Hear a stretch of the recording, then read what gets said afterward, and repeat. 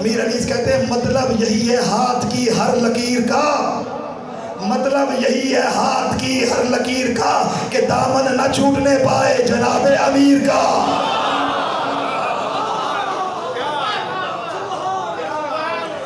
ہاتھ کی لکیریں یہی کہہ رہی ہیں کہ دامن نہ چھوٹنے پائے جناب امیر کا، یعنی جو علی کے پاس آ جائے پھر اس کی دنیا بھی سنور جاتی ہے، آخرت بھی سنور جاتی ہے، اس کے مقدر سنور جاتے ہیں، اس کی قسمت سنور جاتی ہے۔ کتنے ایسے لوگ ہیں جو اپنی قسمت کا ستارہ تلاش کرتے ہیں، کہتے ہیں جی بتاؤ میرے نام کا ستارہ کیا ہے، میری قسمت کا ستارہ کیا ہے۔ کتنے بیچارے پریشان ہوتے ہیں، کہتے ہیں جی میری قسمت کا ستارہ گردش میں ہے۔ دنیا عجیب ہے، دنیا اپنی قسمت ستارے میں تلاش کر رہی ہے، ستارہ اپنی قسمت در علی پہ تلاش کر رہا ہے۔ سمجھ کی بات ہوتی ہے، معرفت کی بات ہوتی ہے۔ لگتا ہے آپ لوگوں کے ہم نعرے کا رواج نہیں ہے، بہت کم نعرہ لگاتے ہیں، عبادت نہیں ہے نعرہ لگانا۔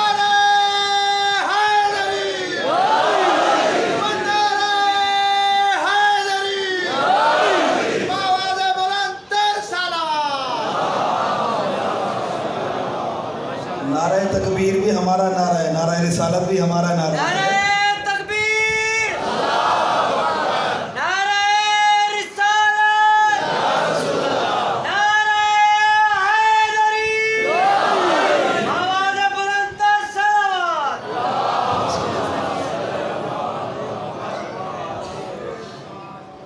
قرآن کتاب علم ہے، قرآن کتاب علم ہے۔ جب کہ قرآن کتاب علم ہے تو کوئی کتاب لکھنے والا جب تک عالم نہ ہو کتاب نہیں لکھ سکتا۔ پڑھانے والا بھی عالم نہ ہو تو کتاب پڑھا نہیں سکتا۔ ایسے ہے یا نہیں ہے؟ کبھی کوئی جاہل کتاب لکھ سکتا ہے؟ کبھی کوئی جاہل کتاب پڑھا سکتا ہے؟ نہیں پڑھا سکتا۔ تو قرآن ایسی کتاب علم ہے جس کا لکھنے والا وہ عالم ہے کہ جس کا علم اس کی عین ذات ہے۔ جب لکھنے والا اتنا عالم ہے تو کیا کتاب پڑھانے والا عالم نہیں ہوگا؟ خدا نے تو قرآن میں کہا وَيُعَلِّمُهُمُ الْكِتَابَ وَالْحِكْمَةَ کہ یہ قرآن پڑھانے والا میرا نبی قرآن و حکمت کی تعلیم دیتا ہے، یعنی کتاب پڑھاتا ہے۔ افسوس یہ ہے مسلمان کہتے ہیں وہ لکھنا پڑھنا نہیں جانتے تھے۔ قرآن کی آیتیں آپ کے سامنے ہیں، امام باقر نے یہ فرمایا تھا، فرمایا لوگ کیا کہتے ہیں؟ کہا لوگ کیا کہتے ہیں؟ کہا معاذ اللہ لوگ جو ہے نبی کو ان پڑھ سمجھتے ہیں۔ فرمایا خدا کی لعنت تو ان لوگوں پہ۔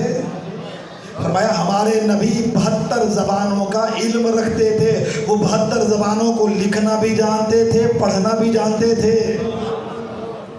اچھا یہ بتائیں کہ رسول اللہ قرآن پڑھانے آئے تھے یا قرآن تقسیم کرنے بانٹنے آئے تھے؟ پڑھانے آئے تھے نا، اس لیے کہ قرآن کہہ رہا ہے وَيُعَلِّمُهُمُ الْكِتَابَ وَالْحِكْمَةَ کہ نبی تو قرآن کتاب اور حکمت کی تعلیم دیتا ہے، پڑھاتا ہے۔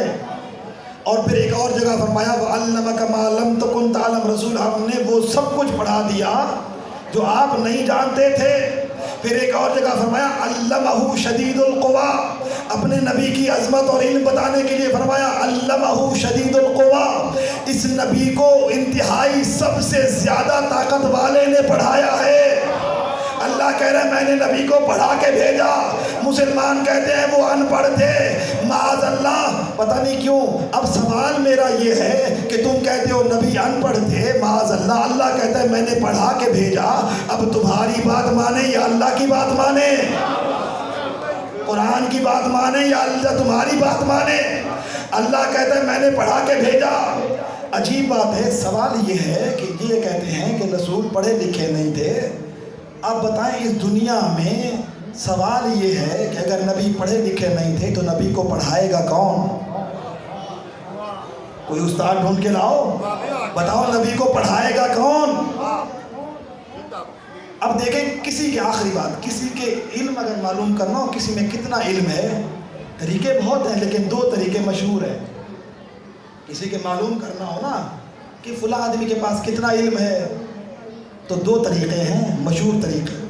یا تو یہ دیکھا جاتا ہے کہ اس کا استاد کون ہے، یہ طریقہ ہے نہیں ہے؟ ہو سکتا ہے آپ کسی کو نہ جانتے ہو، آپ کے علاقے میں کوئی آیا ہو، آپ پوچھیں یہ کون ہے، فلاں کا شاگرد ہے، بڑا نام لے دیا تو آپ کہتے ہیں اچھا اتنے بڑے عالم کا شاگرد، اتنے بڑے پڑھے لکھے آدمی کا، تو پھر اتنے بڑے بڑے آدمی کا شاگرد ہے تو پھر یہ بھی بہت بڑا عالم ہوگا. ایک تو یہ طریقہ ہوا. دوسرا، بعض اوقات شاگرد استاد سے زیادہ پڑھ لکھ جاتا ہے تو پھر استاد کا روب بڑھ جاتا ہے. لوگ پوچھتے ہیں جی یہ کون ہے؟ کہتے ہیں فلاں آدمی کا استاد ہے. اگر اس شاگرد زیادہ پڑھ لکھ جائے تو کس کا دبدبہ بن جاتا ہے؟ روب استاد کا. اور اگر استاد زیادہ پڑھا لکھا ہو تو روب کس کا بنتا ہے؟ شاگرد کا بن جاتا ہے. یہ دو طریقے بڑے مشہور و معروف ہیں. کسی کا علم معلوم کرنا ہو یا استاد کو دیکھو یا شاگرد کو دیکھو.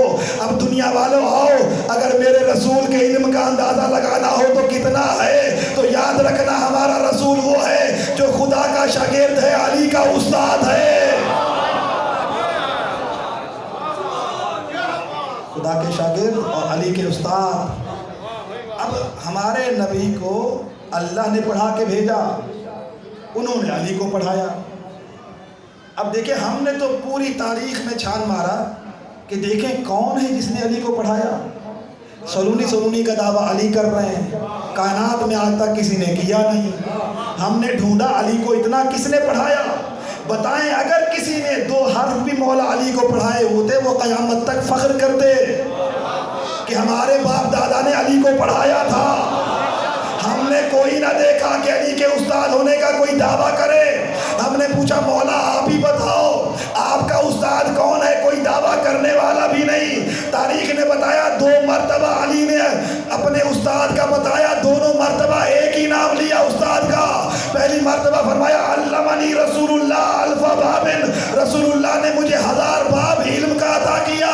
ایک مرتبہ رسول کا نام. پھر اور فرمایا زکانی رسول اللہ، زکن زکا، فرمایا رسول نے مجھے ایسے علم دیا ہے جس طرح پرندہ اپنے بچے کو دانا بھرتا ہے.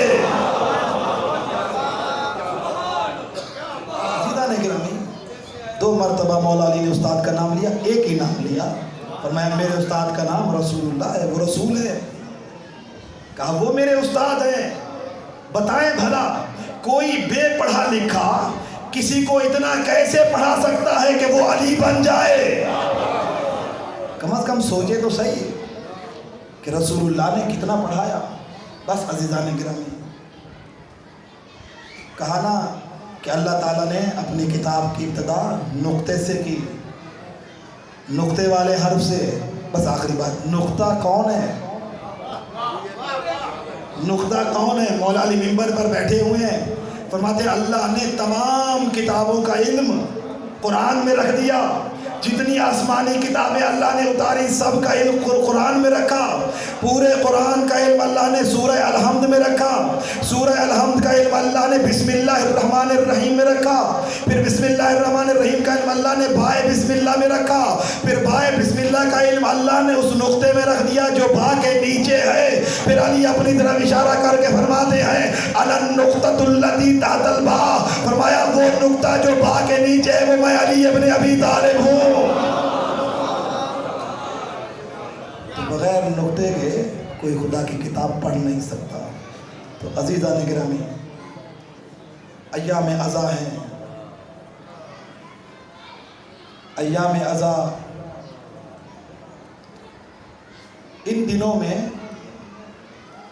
مسائل پڑھنے کی ضرورت کم ہوتی ہے، اس لیے کہ ان دنوں میں مسائل خالی انسان سوچ لے تو آنکھوں میں آنسو آ جاتے ہیں. یہ مہینہ وہ ہے، یہ دن وہ ہیں کہ جن دنوں میں خالی تصور کافی ہے.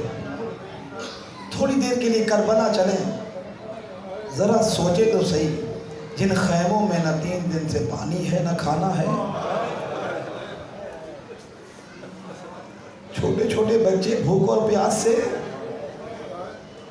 ذرا اندازہ کریں اگر کسی گھر میں کوئی موت ہو رہی ہو، اس گھر میں پانی نہ ہو، کئی دنوں سے فاقے ہوں، پانی بھی نہ ہو، بتائیں اس گھر کی حالت کیا ہوگی. 3 دن سے پانی نہیں ہے. یہ کربلا کا منظر. عزیزان گرامی، تاریخ کہتی ہے 28 صفر کا دن ہے. امام حسن کو زہر دیا گیا، جگر کے ٹکڑے کٹ کٹ کے تشت میں گر رہے ہیں. ایک طرف سے امام حسین نے سنبھالا ہوا، ایک طرف سے بی بی زینب نے، اور ٹکڑے کٹ کٹ کے تشت میں گر رہے ہیں۔ پیروں کی طرف جناب ام فروہ کھڑی ہوئی ہیں، چھوٹا سا قاسم ہے اس کو اٹھائے ہوئے ہیں۔ امام حسن نے اشارہ کیا، فرمایا قاسم کو میرے سینے پر سلاؤ۔ جب قاسم کو سینے پر سلایا، قاسم زمین پر گر گئے، پھر اٹھایا، پھر سینے پر سلایا، قاسم پھر نیچے گر گئے۔ بی بی ام فروہ پوچھتی ہے، مولا قاسم تو آپ کے سینے پہ سونے کا عادی ہے، آج وجہ کیا ہے؟ میں قاسم کو سلاتی ہوں، قاسم گر جاتا ہے۔ فرمایا ام فروہ ظالموں نے ایسا زہر دیا ہے کہ میرے سینے میں آگ لگی ہوئی ہے، قاسم سے برداشت نہیں ہو رہا۔ اسی حالت میں جب جگر کے ٹکڑے کٹ کٹ کے گر رہے تھے نا مولا کے، اسی حالت میں جناب ام فروہ کو بلایا اور ایک تعویذ ان کے حوالے کیا۔ فرمایا ام فروہ جب میرا قاسم بڑا ہو جائے نا تو یہ تعویذ قاسم کے بازو میں باندھ دینا، اور اس کو کھولنا نہیں، اس وقت کھولنا جب قاسم پر سب سے مشکل وقت آئے۔ تصور کریں کربلا میں حالت کیا ہوگی۔ تاریخ کہتی ہے قاسم پر کون سا مشکل وقت آ سکتا تھا جس کا چچا حسین جیسا ہو، لیکن غربت کے دن آئے جب کربلا میں حسین ہے، اتنے سخت دن آئے کربلا میں۔ تاریخ کہتی ہے شب عاشور مولا حسین عبادت کر رہے ہیں خیمے میں، اچانک کیا محسوس ہوا کہ جیسے دائیں طرف کوئی بیٹھا ہو۔ جب امام حسین نے مڑ کے دیکھا نا تو حسن کا یتیم قاسم بیٹھا ہوا تھا۔ کہا قاسم آدھی رات کو تو اپنے خیمے میں چلا جا، تیری ماں اکیلی ہے۔ کہا چچا اماں نے ہی تو مجھے بھیجا ہے۔ کہا کس لیے؟ کہا چچا اماں نے کہا ہے قاسم کل روزے قربانی ہے، کہیں ایسا نہ ہو کہ تو دشمنوں کو دیکھ کے ڈر جائے، قاسم تو چھوٹا ہے، خبردار اپنی ماں بیوہ ماں کو شرمندہ نہ کرنا، اگر تیرے قدم کل میدان سے ہٹ گئے تو دنیا قیامت تک کہے گی قاسم حسن کا لال تھا، لیکن اگر ہٹا ہے تو یہ فروہ کے دودھ کی خرابی تھی۔ اے قاسم اپنی ماں کو شرمندہ نہ کرنا، جا اپنے چچا سے پوچھ کے لا کل کے شہیدوں میں تیرا نام بھی ہے یا نہیں ہے۔ چچا میں اماں کے حکم سے آیا ہوں، بتائیں میرا نام بھی کل کے شہیدوں میں ہے یا نہیں ہے۔ تاریخ کہتی حسین نے قاسم کو سینے سے لگایا، کہا قاسم تجھ سے مجھے بھائی حسن کی خوشبو آتی ہے، اجرکم اللہ، رونے میں شرم نہ کریں، پھر نہیں معلوم اگلے سال یہ مجلس نصیب ہو یا نہ ہو، یہ عزاداری نصیب ہو یا نہ ہو۔ امام صادق فرماتے ہیں خدا ان آوازوں پہ رحم کرے کہ جو ہم پر رونے میں بلند ہوتی ہے۔ عزادارو جب امام نے کہا نا قاسم جب تجھے اپنے سینے سے لگاتا ہوں مجھے بھائی حسن کی خوشبو آتی ہے، جناب قاسم نے پھر پوچھا چچا کل شہیدوں میں میرا نام بھی ہے؟ امام نے نہ بتایا۔ جب 3 مرتبہ قاسم نے پوچھا امام نے نہیں بتایا نا، قاسم رونے لگے۔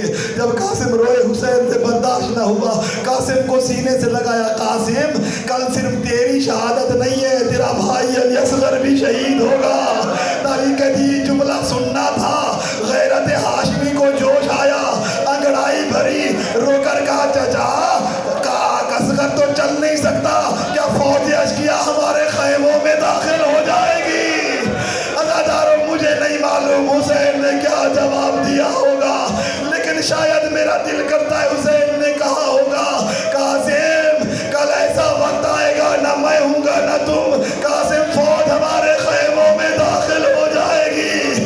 عزادارو قاسم جب گئے نا پتہ چلا کل کے شہیدوں میں میرا نام ہے، خوش ہو کر ماں کے پاس آیا، اماں چچا کہہ رہے کل شہیدوں میں میرا نام بھی ہے۔ اب جب روزے عاشور ہوئی نا قاسم سب سے پہلے جاتے ہیں، چچا موت کی اجازت دے دے، لیکن امام حسین قاسم کو سینے سے لگاتے ہیں، قاسم تجھے کیسے مقتل کی اجازت دے دوں؟ اے قاسم تو میرے بھائی حسن کی نشانی ہے، قاسم ابھی تو بہت چھوٹا ہے۔ لیکن جب بھی چچا کے پاس جاتے ہیں اجازت نہیں ملتی، لیکن جب خیمے میں آتے ہیں تاریخ کے جملے ہیں، بی بی ام فروہ کی جب نظر پڑتی ہے تو اس گھبرا کر کہتی ہیں قاسم ابھی تک تو زندہ ہے، قاسم شہزادی زینب کے اولو محمد کے لاشیں آ گئے، اولاد ابو طالب کے لاشیں آ گئے، اولاد جعفر طیار کے لاشیں آ گئے، قاسم ابھی تک تو زندہ ہے، جا میں ماں تجھ سے بات نہیں کروں گی۔ کہا ماں جب بھی جاتا ہوں چچا سے اجازت لینے، چچا سینے سے لگاتے ہیں اجازت نہیں دیتے۔ अम्मा इजाजत दिलवा दे। तारीख कहती है वो बीबी जिसने कभी इमाम हुसैन से कभी बात ना की, इतने शर्म हया वाली बीबी अब परेशान बैठी है किस तरह मौला से अपने बेटे को मौत की इजाजत दिलवाऊं। अचानक जहन में ख्याल आया कि जब 28 सफ़र का दिन था ना, तो मेरे मौला के जिगर के टुकड़े कट कट के गिर रहे थे। एक तावीज़ दिया था, कहा कासिम को बांध देना, जब मुश्किल वक्त आए तो उस तावीज़ को खोलना। अब जब बीबी के जहन में आया, कहा इससे बड़ी मुश्किल क्या हो सकती है, कासिम इधर आओ। जब कासिम आए, बीबी ने तावीज़ उतारा और तावीज़ खोला। सुनेंगे क्या लिखा हुआ था? लिखा हुआ था वलदी कासिम, ए मेरे बेटे कासिम, करबला में एक दिन ऐसा आएगा जब मेरा हुसैन तन्हा दुश्मनों में घिर जाएगा। एक कासिम मेरे गरीब भाई की मदद करना, अपनी जान मेरी तरफ से हुसैन पर कुर्बान कर देना। बीबी ने वो तावीज़ वो खत उठाया, बीबी ज़ैनब के पास आई, आपके भाई का हुक्मनामा आ गया। बीबी ने जब देखा भाई का हुक्मनामा है, कासिम को लेकर मौला हुसैन की बारगाह में आई, कहा भैया भाई हसन का हुक्म आ गया।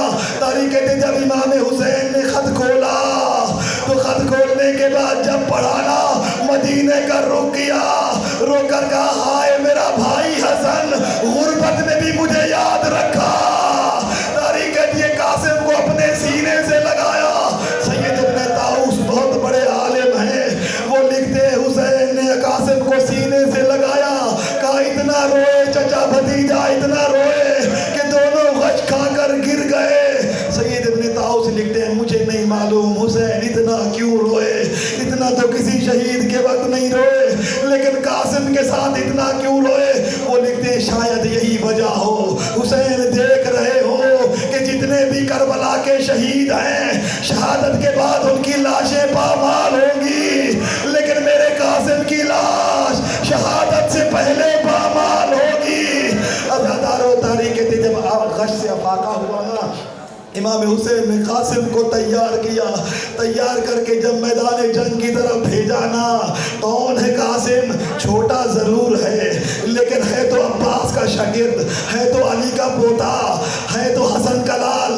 जंग की जनाबे कासिम ने जंग करते करते, तब मैं मुख्तसर करूं, तारीख कहती है शाम का एक पहलवान था, जब वो कासिम के सामने आया ना, मौला हुसैन की नज़र पड़ी, हाथ दुआ के लिए बुलंद किए, परवरदिगार मेरा कासिम छोटा है, तू कासिम की मदद करना। अब तारीख कहते कासिम ने जब तलवार चलाई, उस जालिम के सर पर लगी, 2 हिस्सों में तकसीम हुआ। उमर साद ने जब ये देखा ना, कहा फौजों कासिम पर हमला करो।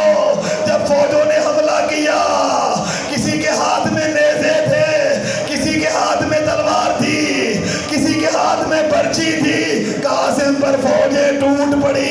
जब हुसैन ने देखा कासिम जमीन पर आएगा, चचा मदद करो, हुसैन दौड़े।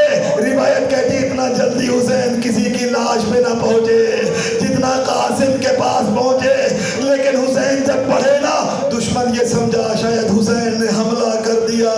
इधर के घोड़े इधर को दौड़े, इधर के घोड़े उधर को दौड़े। इसी दौरान कासिम की लाश पामाल हो गई। इमाम ज़माना रोकर फरमाते हैं ज़ियारत नाहिया में, मेरा सलाम उस शहीद पर कि जिसकी दाएं की पसलियां बाएं, बाएं की पसलियां दाएं। तारीख ने जब हुसैन कासिम पर पहुंचे ना, अभी कासिम जिंदा है।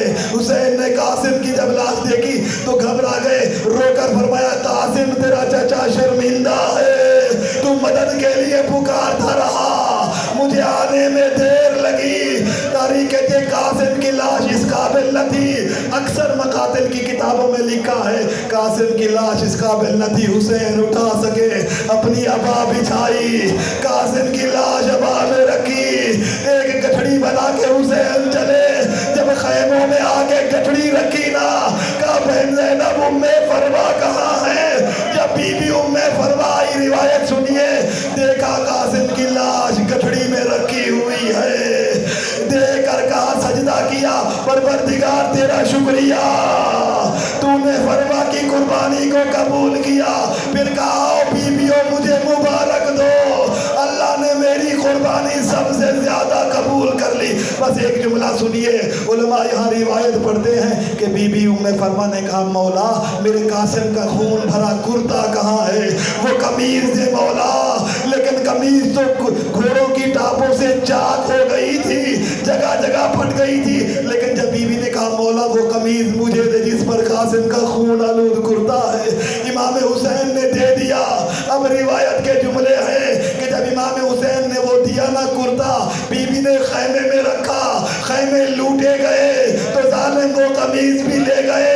जब बीबी वापस शाम से रिहाई हुई ना, शाम से करबला, करबला से फिर मदीना, बीवियों को जब लुटा हुआ माल वापस मिला ना, तो उस माल में जब बीबी उम्मे फरवा को मिला कासिम का वो खून भरा कुर्ता भी था। तारीख है बीबी ने वो गठड़ी उठाई, जब मदीने पहुंची ना बीबी तो कहा मेरी सवारी को हसन की कब्र पर ले जाओ। जब बीबी की सवारी इमाम हसन की कब्र पर गई ना, बीबी उतरी और वो कमीज कासिम का खून भरा कुर्ता इमाम हसन की कब्र पे डाल दिया। कहा मेरे सरदार, वो मेरे वाली कासिम की निशानी लेकर आई हूँ, अल्लाह ने हमारी कुर्बानी कबूल कर ली।